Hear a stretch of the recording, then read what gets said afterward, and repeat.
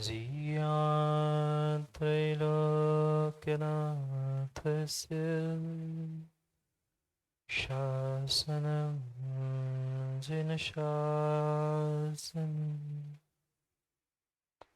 जय मंगलभूताणं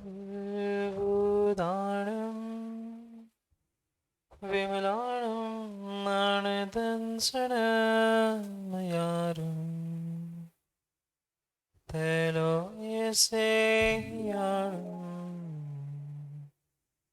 नमोऽस्ति वसीतारं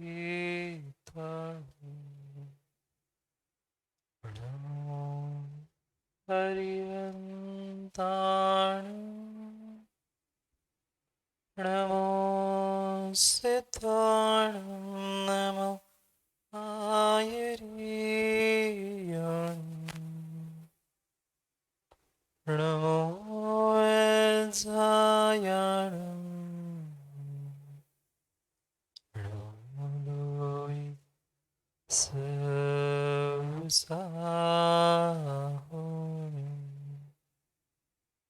अनंत अनंत परम सिद्ध भगवान की 1008 से शीतलनाथ भगवान की 1008 से शांतिनाथ भगवान की परम पूज्य आचार्य भगवान कुंद कुंद स्वामी की परम पूज्य आचार्य भगवान गुरुवर विशुद्ध सागर जी महाराज अहिंसामय विश्व धर्म की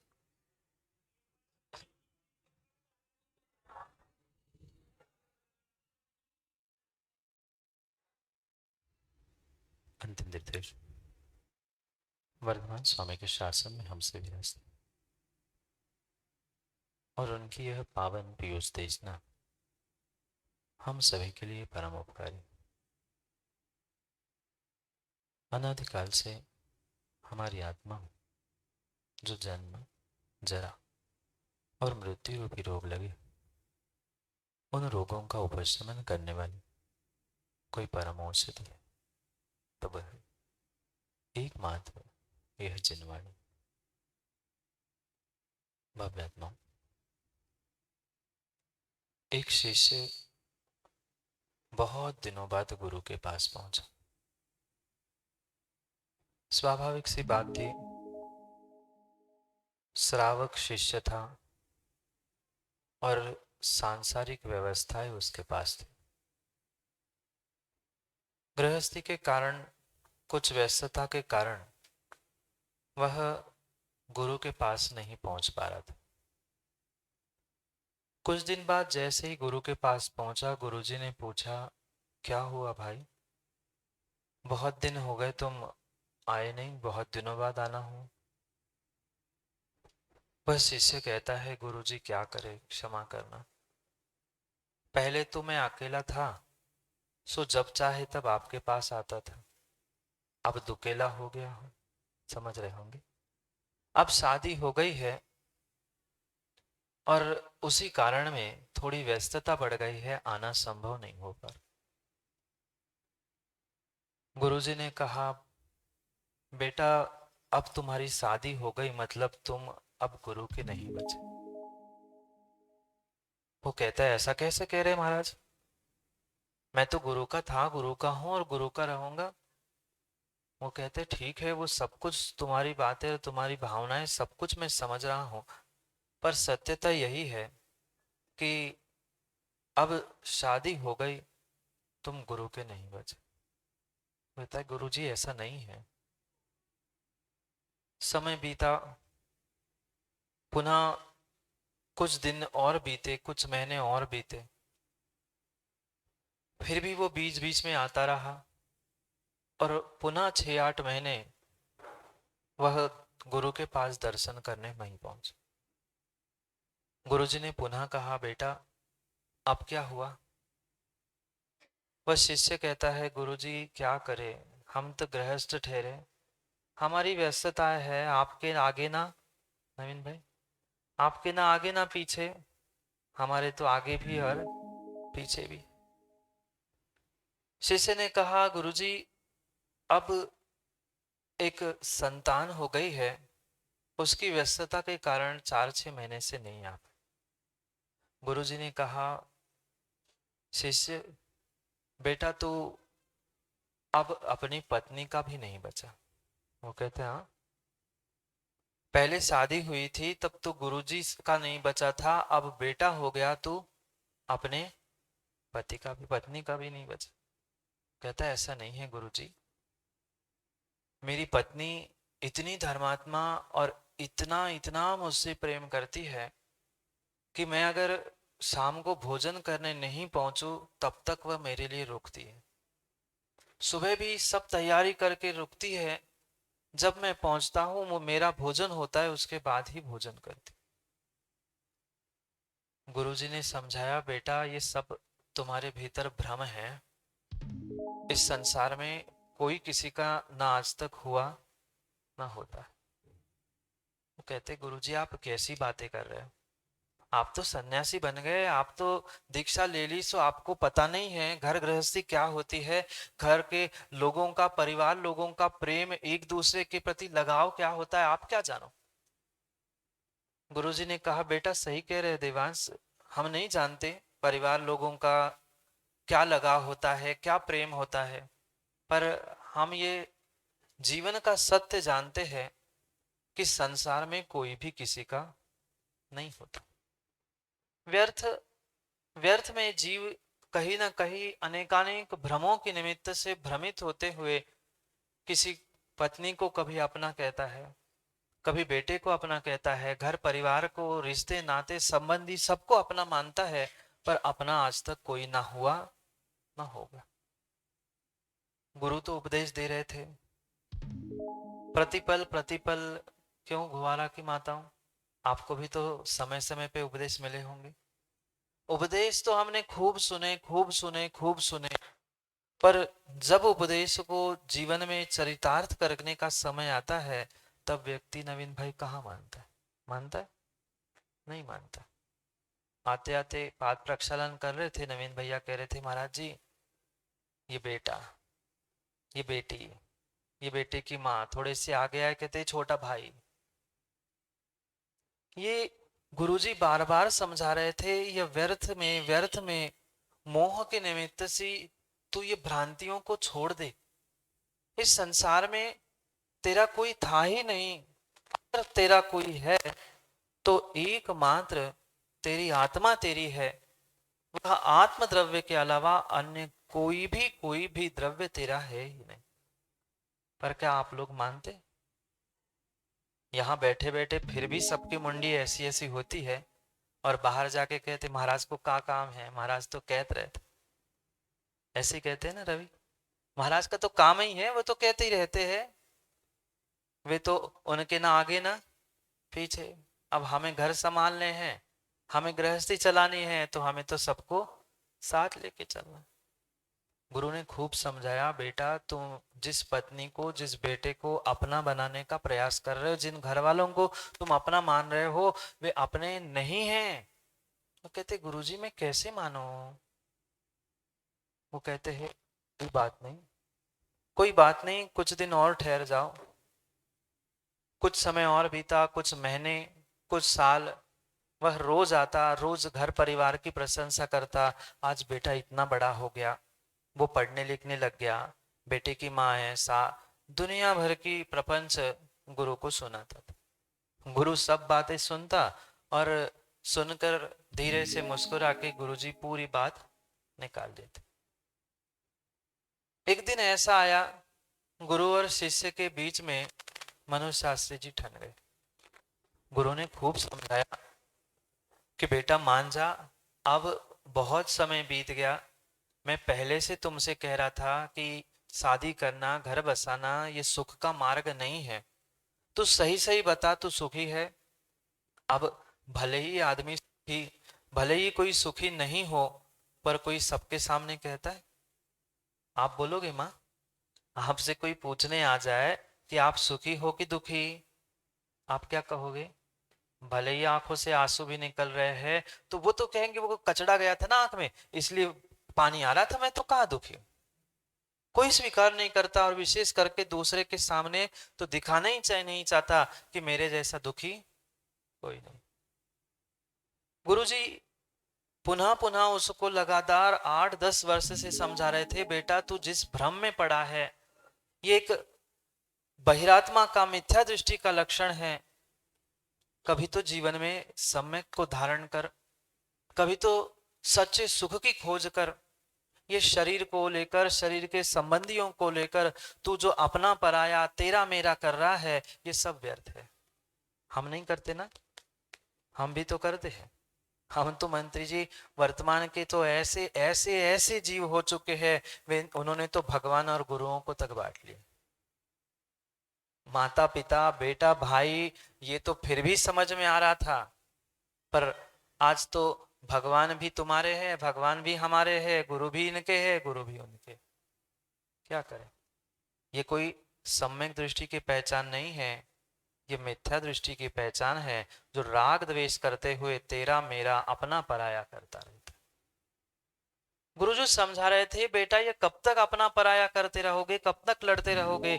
कोई अपना कोई पराया नहीं है, कोई सुख दुख कोई घर वाले तुम्हारे लिए कभी साथ देने वाले नहीं है। पर शिष्य कहाँ मानने वाला है? क्योंकि ऐसे कहते ना, जब जिसकी ऊपर बीतती नहीं है तब तक उसे समझ नहीं आती। खूब समझाने का गुरु ने प्रयास किया, पर शिष्य मानने तैयार ही नहीं। गुरुजी ने कहा, बेटा एक काम कर लो, 10 साल हो गए मैं तुम्हें समझाते समझाते, तुम नहीं मान रहे, तुम नहीं मान रहे, नहीं मान रहे, घर जाके परीक्षा कर लो। शिष्य तैयार हो, बहुत अच्छी बात है। मुझे विश्वास है मेरी पत्नी मेरे बिना भोजन नहीं करती, मेरी माँ भी सुबह शाम मेरा बहुत ध्यान रखती है, पिता भी समय समय पर दुकान में आकर मेरा हाथ बटाते हैं, बेटा भी अब बड़ा हो गया है, बेटा भी समझदार है, वो भी मुझसे बहुत प्रेम करता है, मैं गुरुजी आपकी बात मान ही नहीं सकता। गुरुजी ने कहा, ठीक है भाई, जब तक जलोगे नहीं तब तक तुम्हें क्या पता कि दुख क्या होता है।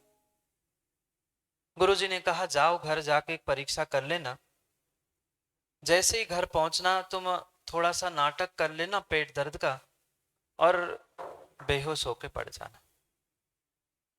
शिष्य कहता है, वो तो पत्नी वगैरह सब देखने आएंगे, और उन्होंने देख लिया अगर मेरी श्वास चल रही है, नाड़ी चल रही है, तो फिर भी तो समझ ही जाएंगे ढोंग कर रहे। कहता है, बेटा 10 साल से मैंने तुम्हें बहुत कुछ सिखाया है, बहुत कुछ सिखाया है, और तू एक काम कर, जो मैंने तुम्हें प्राणायाम सिखाया ना, जैसे ही पेट दर्द का नाटक करके तू धड़ाम से जमीन पे गिर जाना, और जब जब कोई तुम्हें तुम्हारी नब्ज देखने आए, श्वास देखने आए, तब प्राणायाम करके श्वास को रोक के बैठ जा, वैसे ही पड़े रहना। शिष्य भी सोचता है, अच्छी बात है, अब गुरु कह रहे हैं तो इतनी तो मान ही ले, परीक्षा तो ले ही सकते, देख ही लेंगे मंत्री जी कौन अपना कौन पराया। क्योंकि ये तो सीधी सी बात है, दुनिया भी जानती है, मां बुरे दिनों में तो परीक्षा होती है, कौन अपना और कौन पराया। गुरुजी ने जैसा कहा था, शिष्य ने बिल्कुल वैसा करने का निर्णय किया, पर फिर भी भीतर एक डर था। गुरुजी से पूछता है शिष्य, गुरुजी मैं कब तक ऐसा पढ़ा रहा हूं? अगर अगर आपकी बात सत्य हो ही गई, घर वालों ने हमारा ध्यान नहीं दिया, मैं तो प्राणायाम करते करते ही चला जाऊंगा,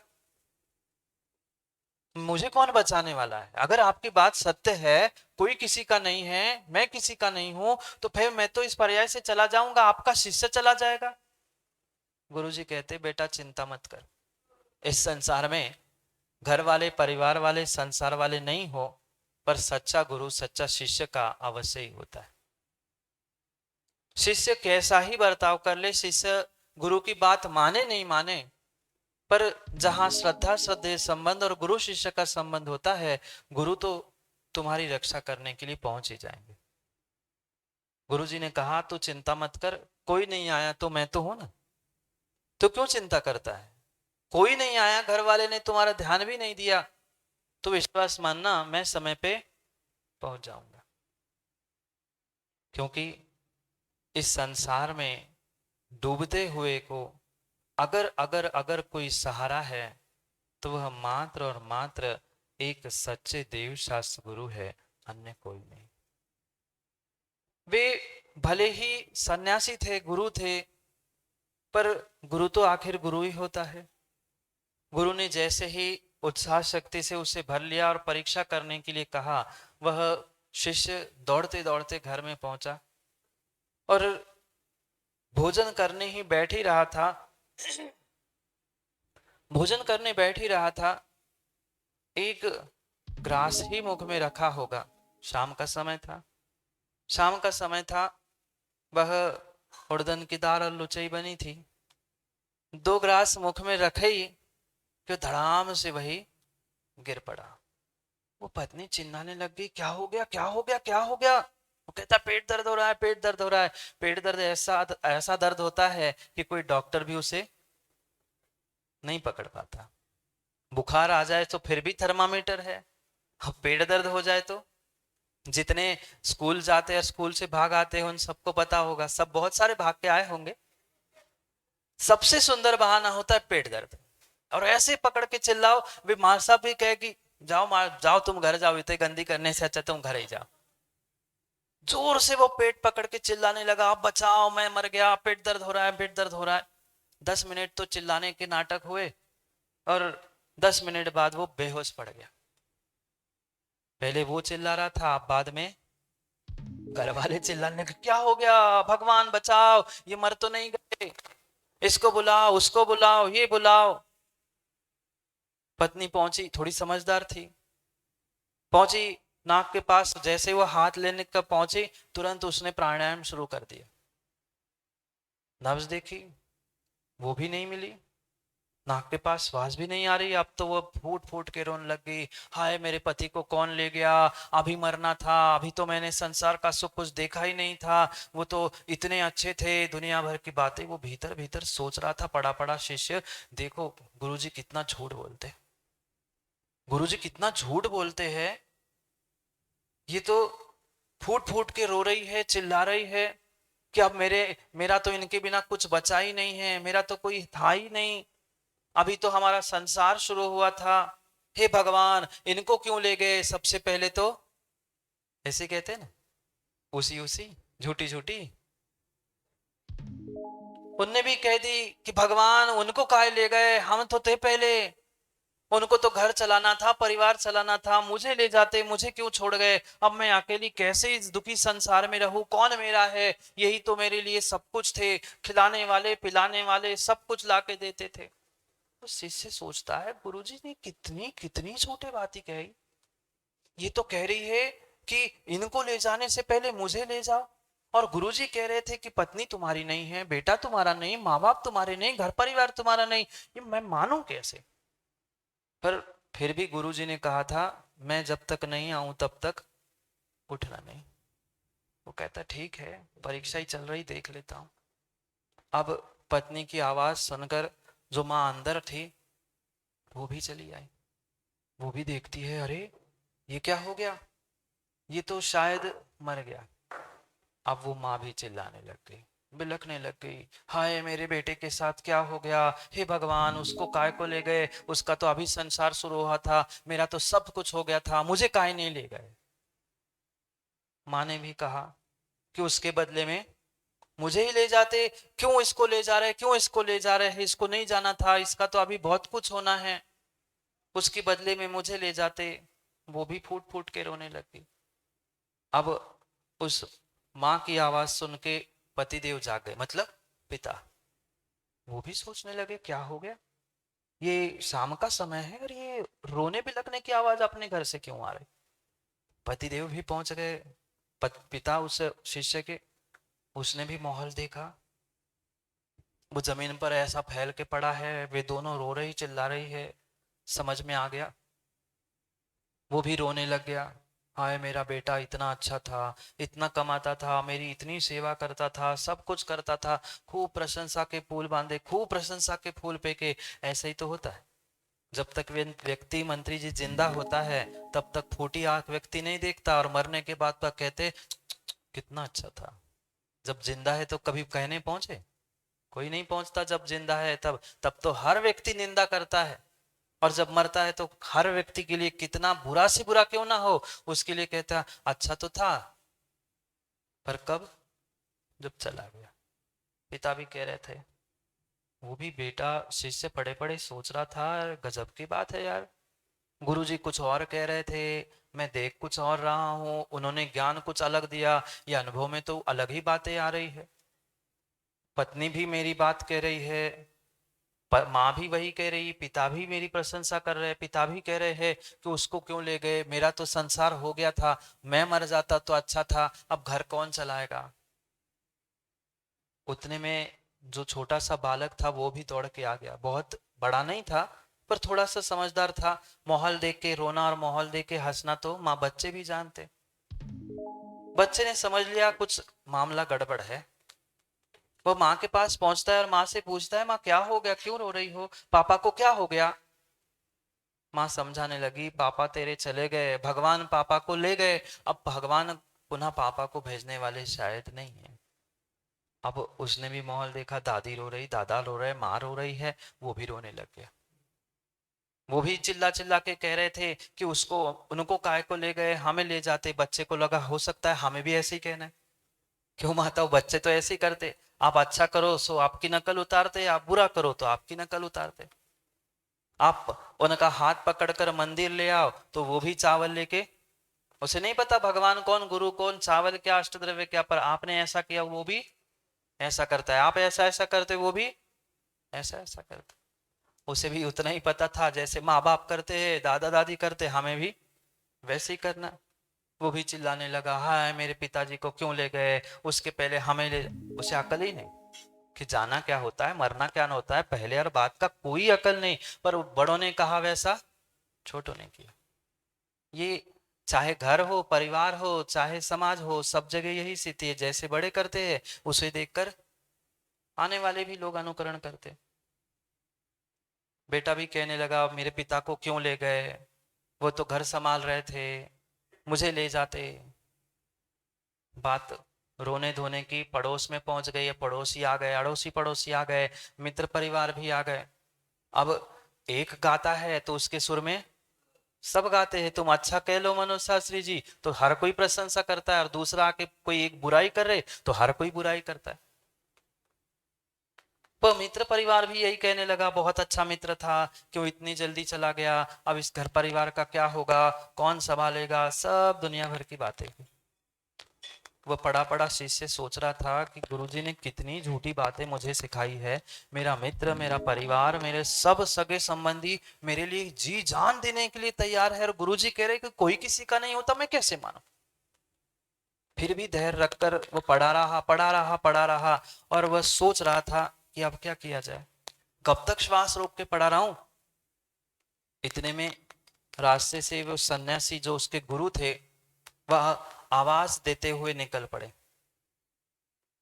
जो पत्नी थी, पिता थे, सब जानते थे ये गुरु का शिष्य है, और वे गुरुजी पास में से गुजर रहे हैं तो वो पिता दौड़ के बाहर पहुंचे और गुरुजी से कहते, गुरुजी गुरुजी आपके शिष्य को देखो क्या हो गया, वो शायद मर गया है, क्या हो गया, आप ही तो देख लो।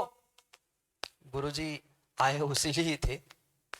गुरुजी भी अंदर पहुंचते हैं, गुरुजी भी ने हाथ पकड़ा, काय को मरा था, नाटक चल रहा था। गुरुजी भी अब नाटक में, अब शिष्य को कुछ समझाना है, क्या करे।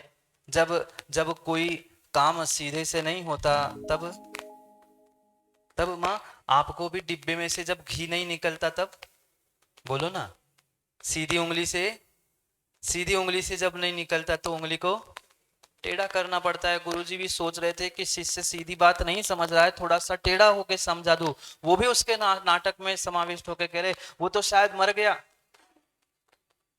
पुनः कहने लगे कि फिर गुरुजी आपका शिष्य चला गया, आप कुछ तो करो, आप इतने तांत्रिक मांत्रिक, आप ऐसे इतने सन्यासी, आपके पास इतना सारा तप है, आप इस अपने शिष्य को जिंदा कर दो।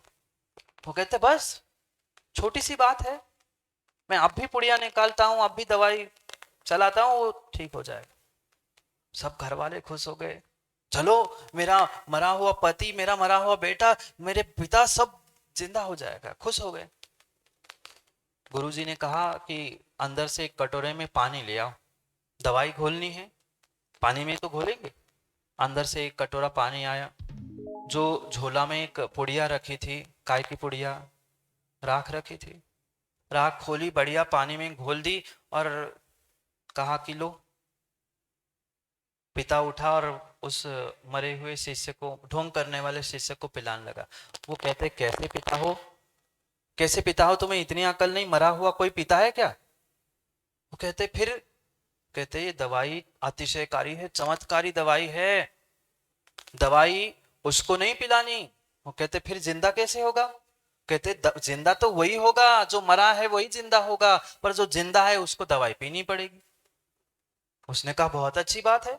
सब तीनों चारों आपस में लड़ने लग गए, मैं दवाई पीऊंगा, मैं दवाई पीऊंगा, मैं पहले पीऊंगा। गुरुजी कहते एक ध्यान रखना, एक बहुत अच्छे से ध्यान रखना, दवाई जैसे ही पियोगे आप, ये तो जिंदा हो जाएगा। वो कहते हैं फिर तो मुझे दो। पर आगे की बात तो सुनो पूरी, जो दवाई पिएगा ये तो जिंदा होगा, पर पीने वाला मर जाएगा। अब चारों के हाथ, आप होते तो क्या करते? आप होते तो क्या करते? जैसे आप थे वैसे ही वे थे, सबके हाथ पीछे हो गए।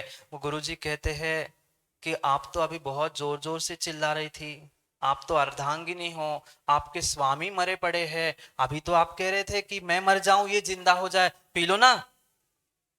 वो कहती है गुरुजी वो तो हमने उसे ही उसी कह दी थी, हम मर जे है सुखा हुई है, वे तो मर ही गए, अब बेटे को कौन संभाले, अब हम ही कमाए, हम ही घर परिवार चलाए, हम नहीं मरना चाहो, आप तो सासू को पिला दो।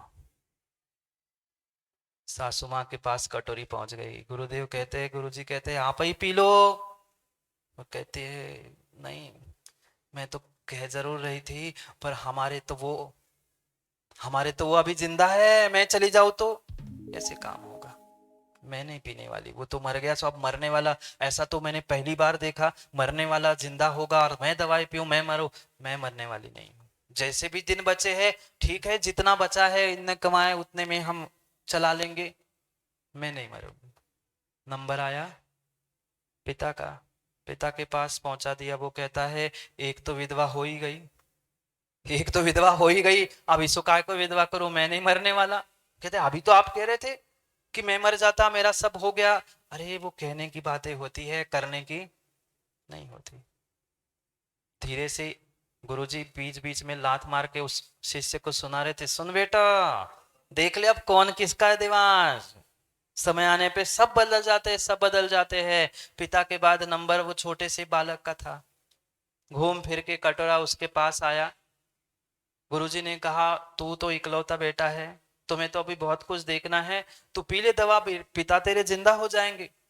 वो कहता है गुरुजी इन सब में क्या मैं ही बेवकूफ दिख रहा हूँ, क्या मैं ही पागल दिख रहा हूँ क्या?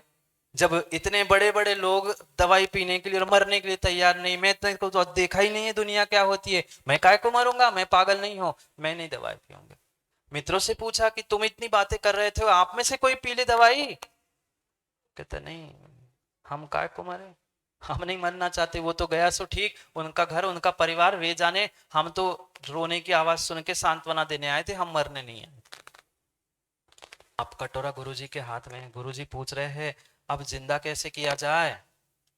आपने मना किया, आपने मना किया, सबने मना किया, अब दवाई पिएगा कौन?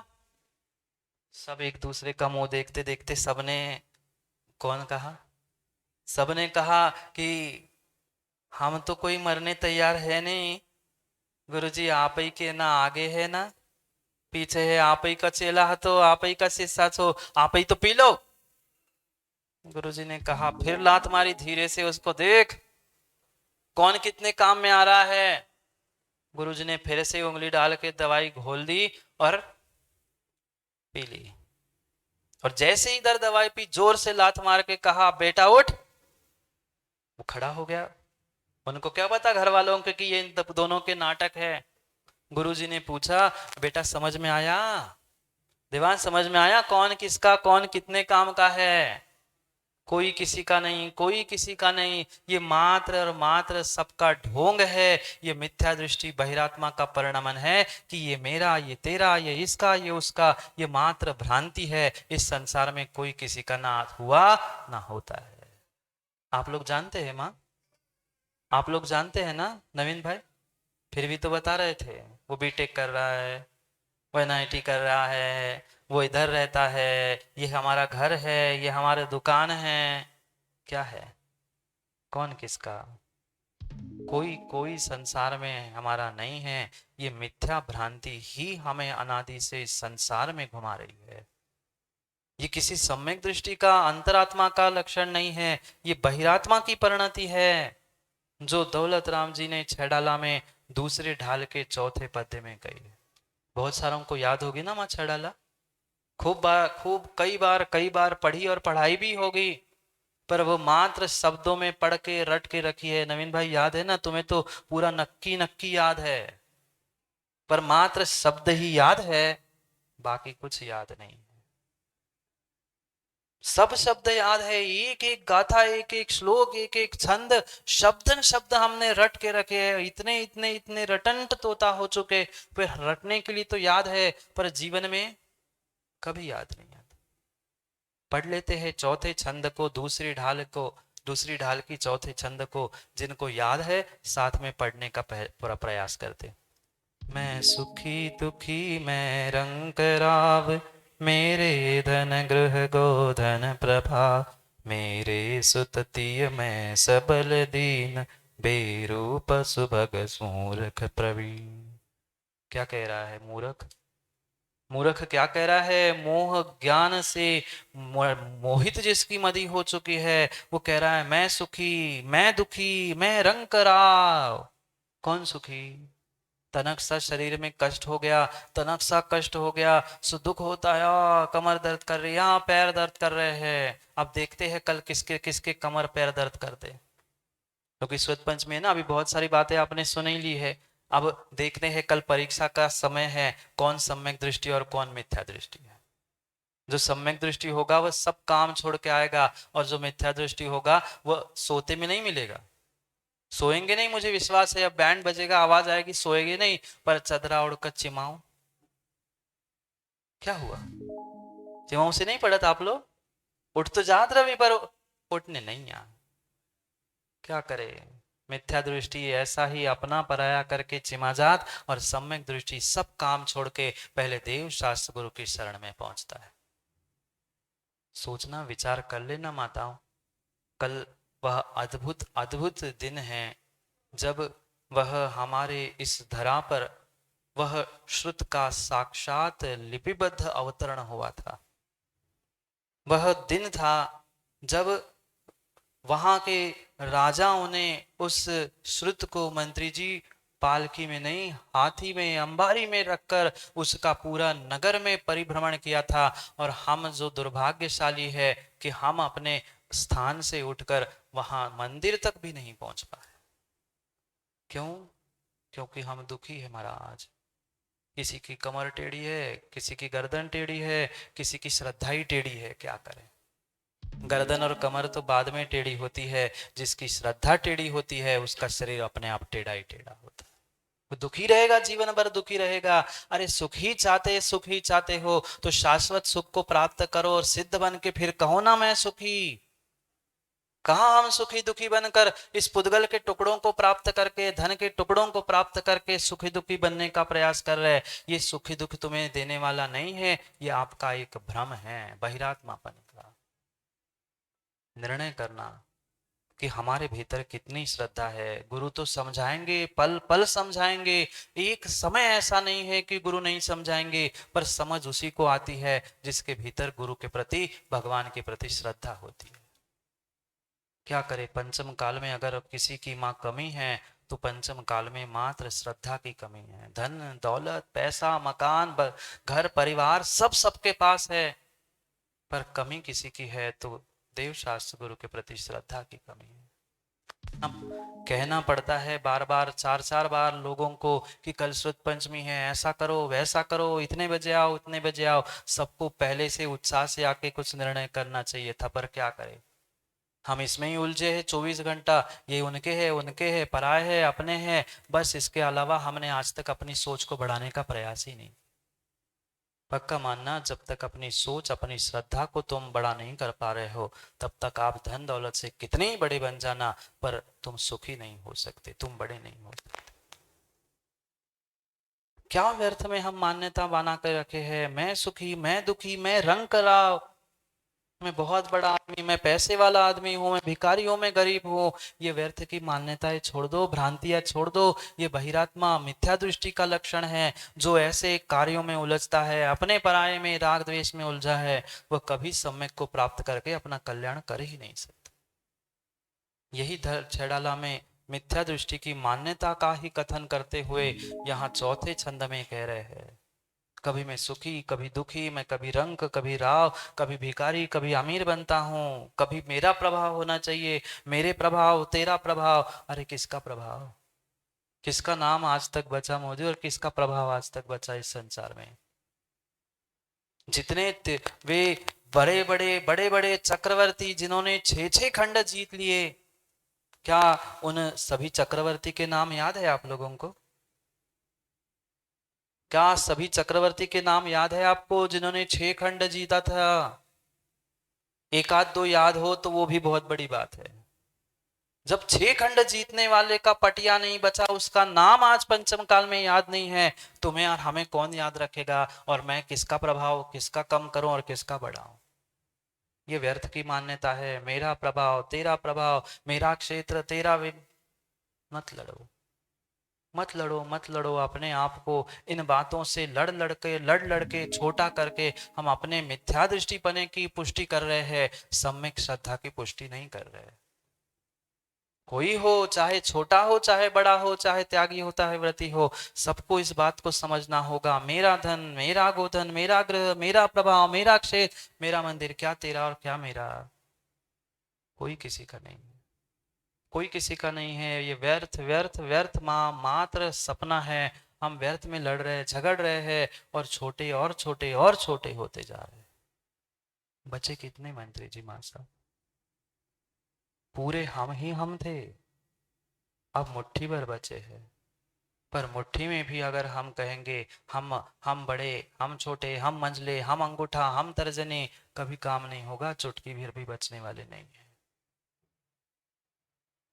विचार करने की आवश्यकता है, हमें अपने एकता का परिचय देने की आवश्यकता है। जब तक हम एक साथ होकर खड़े नहीं हो जाएंगे, आज इतनी विपत्तियां और आज इतने इतने दुर्घटनाएं जैन समाज के साथ क्यों हो रही, क्यों हो रही है शास्त्री जी? कारण यही है कि हम आपस में एक दूसरे को फूटी आंख से देखना नहीं चाहते। दूसरे के पास तो लड़ने की, जाने की शक्ति नहीं है हम में, हम आपस में ही लड़ लड़ के नष्ट हो रहे हैं। सामने वाला कह जाता है वो तो क्या करे महाराज जी, अब उनसे कैसे लड़े, पर अपने से लड़ने के लिए हम तैयार हैं। काम नहीं बनेगा। इसलिए निर्णय करो, विचार करो कि आज तक हम ये यही यही भ्रांति लेकर, मेरे सुत, मेरे प्रिय, मेरी स्त्री, मेरा पुत्र, मेरी माँ, मेरा बेटा, मेरा तेरा तेरा, मेरा तेरा मेरा, मात्र इतना करते करते लड़ते लड़ते नष्ट हो चुके। आज नहीं संभलोगे, आज नहीं संभलोगे तो नरकों में काटने मारने के अलावा और कुछ भी नहीं करने वाले हो। इसलिए समय मिला है पंचम काल का, अभी भी संभल जाओ, अभी भी समझ जाओ, अभी भी समय है, अभी भी बहुत बहुत समय है। पर हम समझे और संभले तो, नहीं तो कुछ नहीं। क्यों व्यर्थ में, क्यों व्यर्थ में हम विकल्प खड़े करते हुए लड़ लड़ के छोटे हो रहे? ये हर कोई जानता है, हर कोई जानता है कि संसार में आए हैं, सबको जाना है, और कौन कितना साथ ले जाएगा? माँ 1 आध किलो सोना चांदी तो साथ ले जाओगे? आधा किलो, पाव किलो, 1 आध ग्राम? नहीं, कुछ नहीं ले जाएंगे, कुछ नहीं ले जाएंगे। वह कान में फंसी बाली भी, सत्य घटना है, कान में फंसी बाली भी निकल नहीं रही तो कान काट लिया, बाली निकाल ली और जाके जला के आ गए। हाँ, सत्य घटना है भाई। आपने तो देखा ही होगा, कई स्थानों पे किया भी होगा। हाथ तोड़ देते हैं, उंगली तोड़ देते हैं, कान तोड़ देते हैं, पैर तोड़ देते हैं। अब वो तो मर ही गया जिसको अपना कह रहे थे, उस धन के चक्कर में। जैसे वो जाके धन मरते हुए साथ ले जाएगा। कुछ साथ जाने वाला नहीं है, कुछ साथ जाने वाला नहीं है। क्यों व्यर्थ में धन दौलत अपना अपना पराया करते हुए हम लड़ लड़ के अपने आप के लिए दुख बांध रहे, कर्म बांध रहे? ये पक्का मानना, जब तक इन बातों को लेकर हम विकल्प करते रहेंगे तब तक संसार में, अनंत संसार में भटकते हुए दुख के अलावा और कुछ भी भोगने वाले नहीं।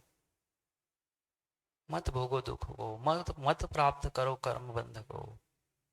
अनंत काल बीत गया कर्मों को भोगते भोगते भोगते, दुखों को प्राप्त करते करते, अब तो चेत जाओ। गुरु समझा रहे, मान जाओ बात को, कोई किसी का नहीं है। जो आचार्य भगवंतों ने कहा वही तो दौलत राम जी कह रहे हैं, पर ना हमें आचार्यों की बात सुननी है ना किसी विद्वान की बात सुननी है। इष्टोपदेश में भी पढ़ा होगा ना, वपुर्ग्रहम धनंदारा पुत्रा मित्राणि सर्वथा सर्वथा स्ववानी मूढ़ा स्वानी प्रपद्यते। मूढ़ व्यक्ति उसे अपना कहता है। मूढ़ मूढ़ मूढ़, कौन सा मूढ़? वैसे तो दिखने के लिए बिल्कुल कोई मूड नहीं, सब समझदार दिखते हैं, पर मात्र दिखते हैं, है कोई नहीं। कोई नहीं है, कोई नहीं है। जो अपना पराया कर रहा है, धन के, घर के, किसी भी कारण से, वह मिथ्या दृष्टि की पहचान है। मैं नहीं कह रहा हूं, मेरे पास लड़ने नवीन भाई नहीं आना, हमें तो क्षमा कर देना। यहां जो लिखा है, मैं तो दौलत ही राम जी को पढ़ा रहा हूं आपको। दूसरों की मानो नहीं मानो, पर दौलत राम जी कह रहे हैं कि अगर ये कार्य जीव कर रहा है कि मैं सुखी मैं दुखी, मेरे पुत्र मेरी स्त्रियां, मेरा अमुक मेरा तमुक, ये पहचान है मिथ्या दृष्टि की। मिथ्या दृष्टि की ये मान्यताएं होती है।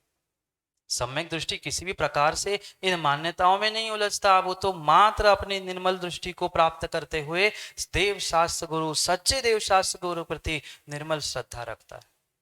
और श्रद्धा से रहित होकर जो जो ये ऐसी सोच, ऐसी दृष्टि रखते हैं, वे संसार में दीर्घ दीर्घ संसारी होते हुए दुखी ही होते हैं। किस बल का प्रभाव, किस बल के हम धन दौलत को प्राप्त करने वाले, ये सब व्यर्थ बातें छोड़ दो। कौन सुंदर कौन असुंदर, फिर भी लड़ रहे हैं, झगड़ रहे हैं। क्यों माताओं? मंदिर आने से पहले दर्पण में तो आप लोग देखते ही नहीं होंगे ना। पहले दर्पण में चेहरा देखते और फिर भगवान का चेहरा देखते। किस लिए? क्योंकि मैं सुंदर हूं, मैं कुरूप हूं, इसको देख कर लड़ रहे हैं। बेरूप सुभग मूर्ख प्रवीण। अरे क्यों मूर्ख, क्यों प्रवीण, क्यों सूरत, क्यों कुरूप, कहाँ उलझे हो? ये रूप तुम्हारा रूप नहीं है, ये बहिरात्मा का रूप है, बहिरात्मा का स्वरूप है। ये मात्र तुम्हारे अचेतन शरीर का स्वरूप है। कितना ही सजा लो तन को, कितना ही सजा लो तन को, समय जब होगा तब दिमाग खींच लो अभी खूब फोटो, खूब बढ़िया बढ़िया फोटो, सुंदर फोटो खींच के, हर महीने में एक फोटो खींच के अलग से प्रिंट करके निकाल लेना। खूब खूब क्रीम पाउडर दुनिया भर की सब सामग्री रख लेना। पर कुछ वर्षों में ही, कुछ ही वर्षों में देख लेना वे दादा दिख रहे हैं, जितने जितने बुजुर्ग दिख रहे हैं उनके चेहरे को देख लेना, उनकी भी फोटो खींच के साथ में लगाते जाना। समझ में आएगा कि आज कैसा हूं और कल कैसा होगा ये मेरा शरीर। इस पड़ोसी के पीछे, इस शरीर के पीछे कितने राग द्वेष हम करते हैं। ये शरीर भी साथ जाने वाला नहीं है। ना घर परिवार सगे संबंधी कोई कोई हमें साथ देने वाला नहीं है। कहाँ हम सुंदर और असुंदर के पीछे पड़े।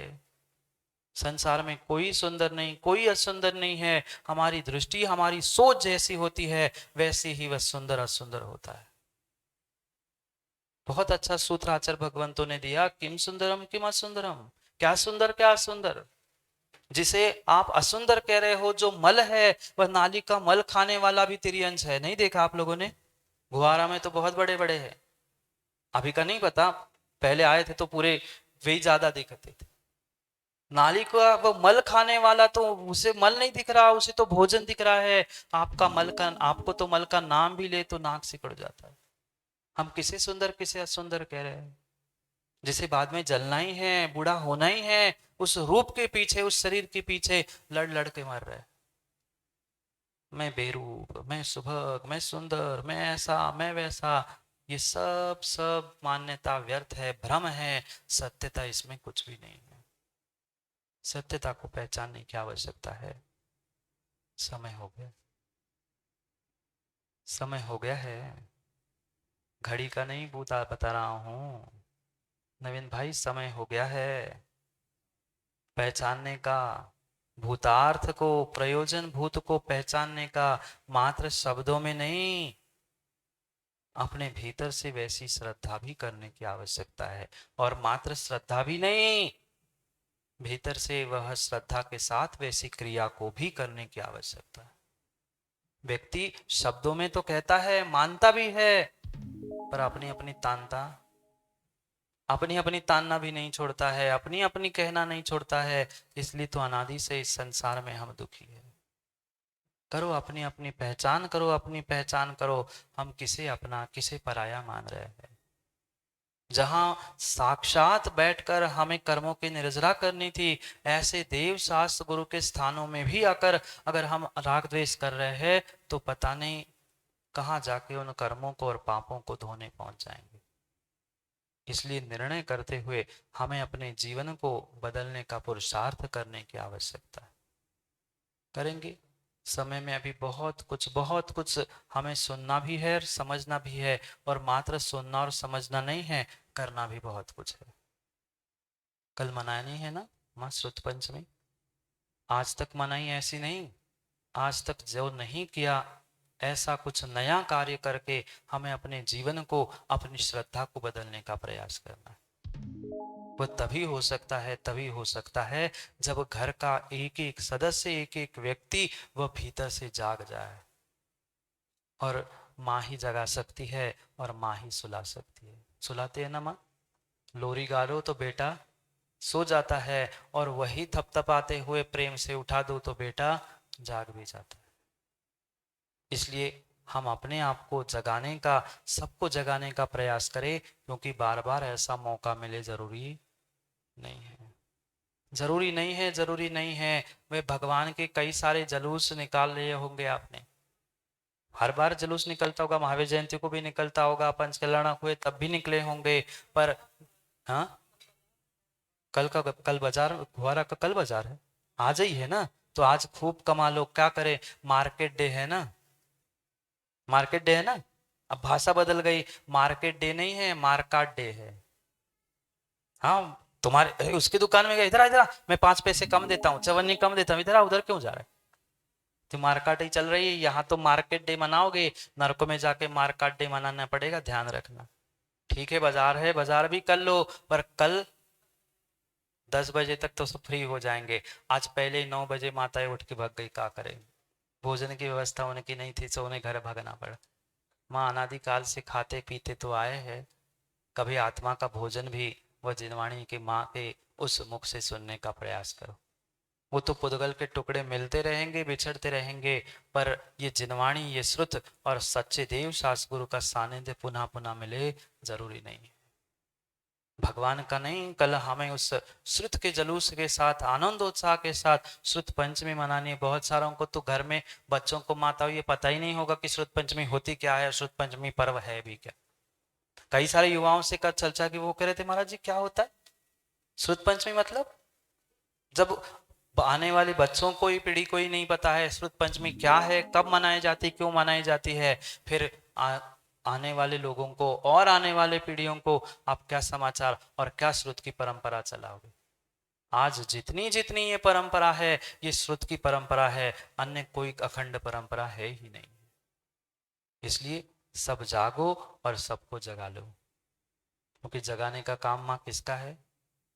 अगर सुलाती माँ है तो जगा भी माँ ही सकती है। इसलिए सब जागो और सब हम उस सच्चे जिनवाणी के उस जलूस के साथ, उत्साह के साथ, आनंद के साथ अद्भुत कार्य को करने का परिचय देंगे। क्योंकि हमें निर्णय करना है, कल जितने जितने आए, मंत्री जी काम कर लेना, सबकी फोटो खिंचवा लेना। इसलिए फिर अपन निर्णय करेंगे ना, क्योंकि आज की अपन ने मान्यता सीख ली, कल अगली मान्यता का निर्णय होगा। जो मिथ्या दृष्टि होगा, उसकी किसी की कमर दुखेगी, किसी की नींद पूरी नहीं होगी, पता नहीं किसी किसी के कुछ कुछ बहाने होंगे, किसी को भोजन बनाना होगा तो किसी को करना भी होगा। जो मान्यता आज पड़ी है उसका निर्धारण अपन कल करेंगे। जितने नहीं आए हैं उतने फिर पहचान लेंगे कि भैया हाँ, इतने इतने गोले हैं, इतने इतने समझ जाओ। हम नहीं कुछ कह रहे हैं, ये तो जिनवाणी माँ कह रही, हम क्या कह सकते? जो जिनवाणी कह रही है वह आप तक पहुंचा रहे हैं। इसलिए समझना, कल उस जिनवाणी माँ का वह उपकार पर्व है। जब एक छोटे से व्यक्ति का उपकार किया हुआ नहीं भूला जा सकता, फिर तो ये जिनवाणी माँ है। जो तीर्थंकर के मुखारविंद से खिरी है, ऐसे जिनवाणी माँ का परम परम उपकार का दिवस है, और हम कृतज्ञ होकर घर में चिमाओं से पड़ जाए तो कोई काम बनने वाला नहीं। इसलिए मैं तो कह रहा हूँ जितने इधर जागे हैं ना, इतना काम कर लेना बेटा देवांश, पीले चावल ले जाके सबके घर में दे आना, कि कह देना घर में किसी की शादी ब्याह होती है, वहां तो आप लोग नहीं जाते होंगे ना माँ शादी ब्याह में, आपका त्याग है ना, आप लोग नहीं जाते शादी ब्याह में? बारात में तो कैसे 2-2 घंटे धूप में नाचने में थकन नहीं होती, पर यहाँ भगवान के और गुरु के उसके जुलूस में आने के कहा तो पता नहीं क्या क्या हो जाता।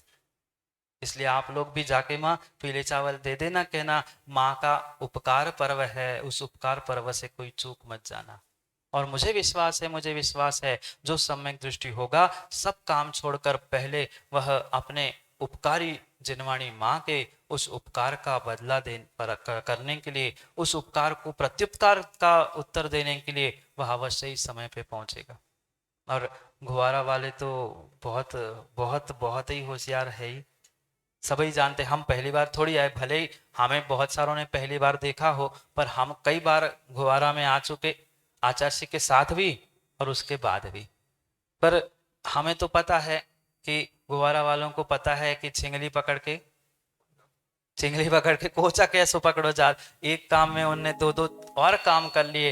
ये कितना बड़ा सौभाग्य है, लोगों को एक भगवान और एक भगवान की वेदी नहीं मिलती। आपके पहले ही मंदिर में, नगर में इतने सारे मंदिर और पुनः 24 ही मंदिर, और वह शीतल धाम का शिलान्यास आप करने जा रहे हो, यह अद्भुत कार्य आपके सामने। और वो भी मंत्री जी आप गला फाड़ के भी कहते रहोगे तो काम नहीं होगा। जो पुण्यात्मा होगा वो ही अपने पुण्य संपत्ति का उपयोग करेगा, और जिसके यहाँ पाप का धन रखा है ना, वो गाड़ के चला जाएगा पर कुछ उपयोग नहीं कर पाएगा, वही बैठ जाएगा फिर मिथ्या दृष्टि धन पे। मैं सुखी, मैं रंक, मेरा धन, मेरा गृह, मेरा गोधन, ये मिथ्या दृष्टि की पहचान मत करो, अपने आप को सम्यक दृष्टि बनाने का प्रयास करो। जो सम्यक दृष्टि होगा सब काम छोड़कर कल समय पे पहुंचेगा। माता आओगे नहीं ना, भोजन तो बनाने हैं। माँ कह रहे हाँ महाराज जी ने आएंगे, ऐसा हमने तो ऐसा देखा, सब हाँ कह रहे हाँ महाराज जी आएंगे। नहीं महाराज जी ऐसा पता नहीं, अब कहाँ मुंडी किसकी हिल जाए। हाँ तो फंस क्यों जाए महाराज के सामने, हाँ महाराज जी हमने कब हाँ कहा था, हमने तो मुंडी से ना ही कहा। इसलिए सोचे समझे स्वयं के अपने सम्यक दृष्टि बनने का परिचय समय पे दे, क्योंकि हमें समय को और भी समझना है। इसलिए समय पर समय की बात के लिए पुनः समय पे आते हैं, नहीं आएंगे कल भी, और समय मिला तो दोपहर में भी समय को समझने के लिए समय पे आएंगे, क्योंकि समय पे किया गया काम समय को दिलाता है। बोली भगवान महावीर स्वामी की, आचार्य भगवान गुरुवर विशुद्ध सागर जी महाराज की।